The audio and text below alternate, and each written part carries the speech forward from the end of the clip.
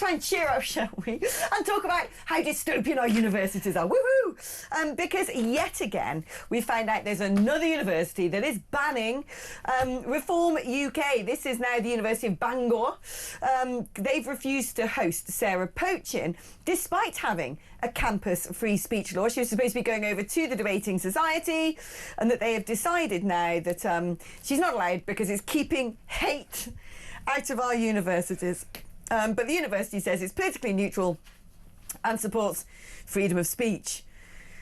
You've done brilliant work on this, Ellie, and found out that this is taking place in various universities up and down the country. University was not like that in my day. It's just mental as well, because the free speech law was put in place to make sure that universities could have free speech and could have any guests they want come to the university and debating, and yet the university put out a statement saying, this isn't our problem, this is the students' unions that's deciding this. Yet it's the university's duty to actually not just make sure free speech is upheld, but to actually promote it, and that's definitely not what it's doing here. As you've seen, Sarah, all she wanted to do is go to the university and debate them people, and she wasn't allowed to because they banned it. And if I was at university and Jeremy Corbyn, for example, decided he wanted to come down to my university and have a debate, I would love that. Even though I disagree with practically everything he says, I would still love to speak to him and have that debate and learn more about it. And I think you always come away from a debate either being stronger in your opinion or actually learning something. So debate's just so important. It's so important, but it's so puerile and banal, the reason they give. Keeping hate out of our universities. It just closes down the argument. Oh, that's hate. What is hate? The whole hate thing and acting like Reform is the most extremist party ever is just ridiculous now, and it's quite frankly just old, because Reform are at the top of the polls now. They're looking at being the next government. To say that there's some fringe extremist party is just not the case now, so that doesn't work at all. And I just think that universities should be a beacon of free speech like they always used to be, and yet these left-wing students are being able to completely take over and stop people that they basically don't agree with from coming to the university. And I'm sure at that university there are people who support Reform as well. There's bound to be. There's bound to be. But, you know, this is something that the very top, the Labour Party, pushed this narrative. I remember the Labour Party conference was basically a sort of revolving carousel of all the senior figures standing behind a lectern, not to talk about Labour policies, not to sell a positive message of what they're going to do to grow the economy or to communicate with the far-flung corners of Britain who are very disappointed in the way the country's being run at the moment. But no, instead, they used it to sort of bang on about racist, fascist, Nazi, hate, politics of hate. But it's a total inversion of the truth. The hate comes from the other side. You know, there's someone who messaged earlier saying, well, you know, if Starmer's calling Nigel Farage Putin's puppet and a, you know, whatever, apologist or something, well, maybe Farage can call him a paedophile enabler. And it's just like, but the right don't do that. This is the thing. As I said, I would debate anyone and everyone. I literally would, because I love learning about what the other side thinks, because you become stronger in what you believe in when you know exactly what the other side thinks.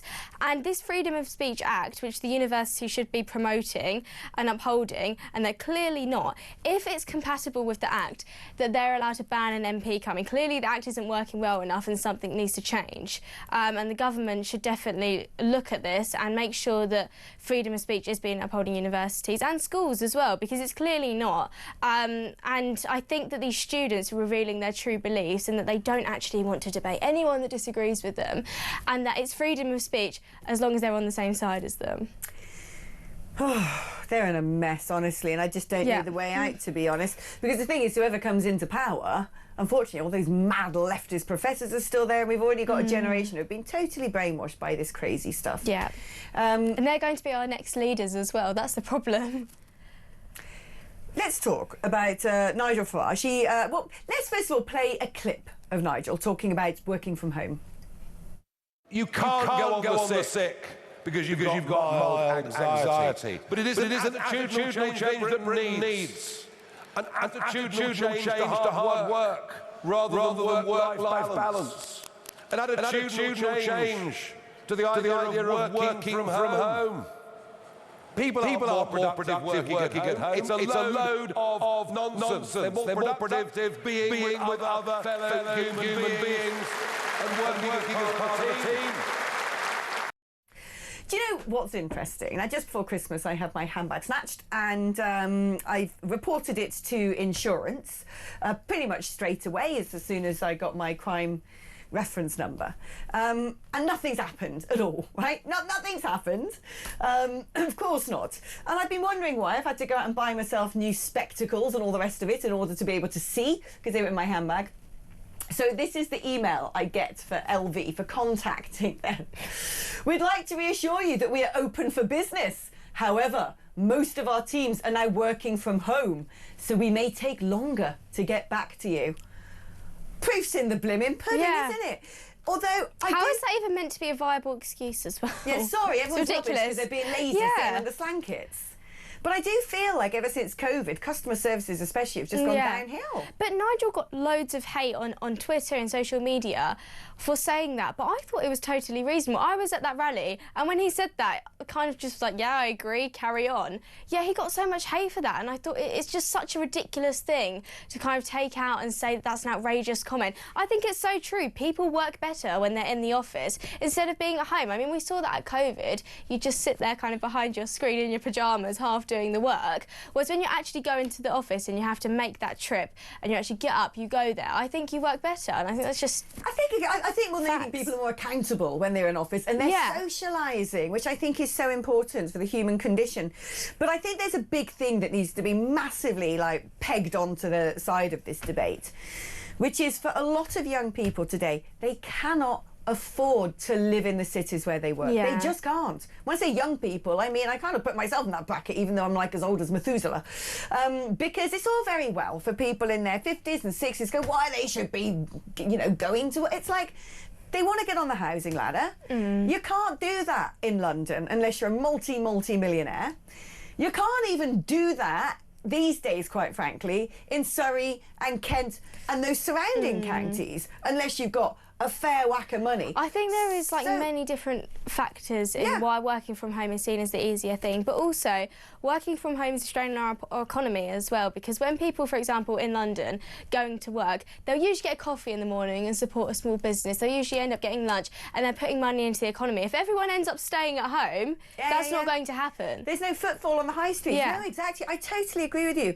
But I mean, you're a bit too young still to have to face these issues. But it's got to this stage that what's happening, it seems to me, in most of our big cities is while jobs might still be technically based there, no one can live in the centre anymore. And so the workers are being pushed further and further and further and further and further and further and further out.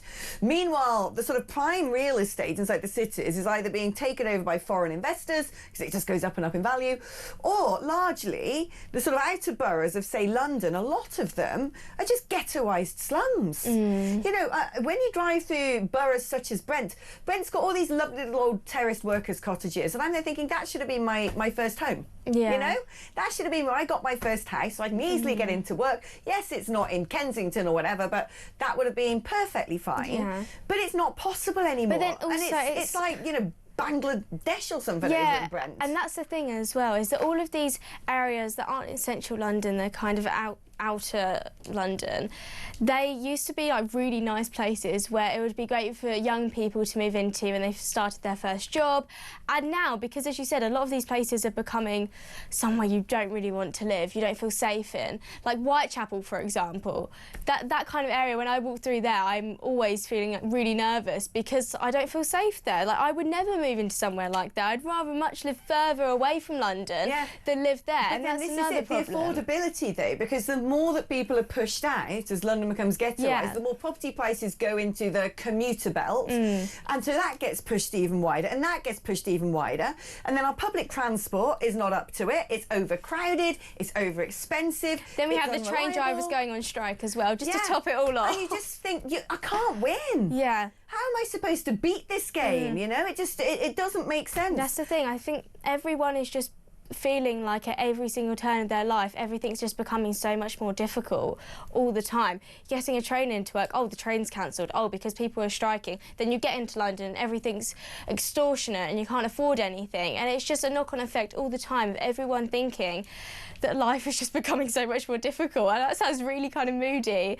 but I think a lot of people feel like that. It is, you know, I see so many things in my own life that just reflect how substandard. Yeah. I was like, substandard.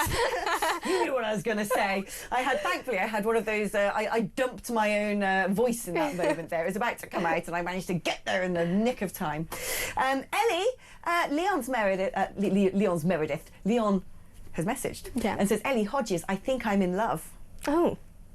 I don't know how old Leon is. I don't know if he's spoken for. I can tell you nothing about him. But there you go. Your fan base is growing. Great. Fantastic. Oh, I love you too.